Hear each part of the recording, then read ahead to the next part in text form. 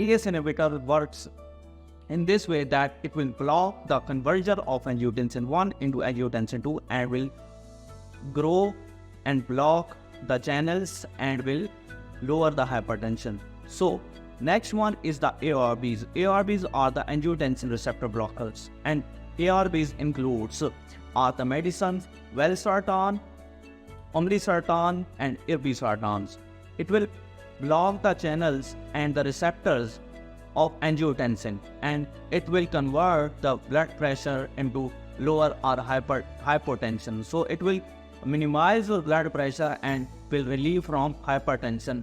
So if this condition is a preeclampsia in when the pregnant woman suffer from the hypertension, so it will be treated, and it can't be given these type of medications that are ACE inhibitor works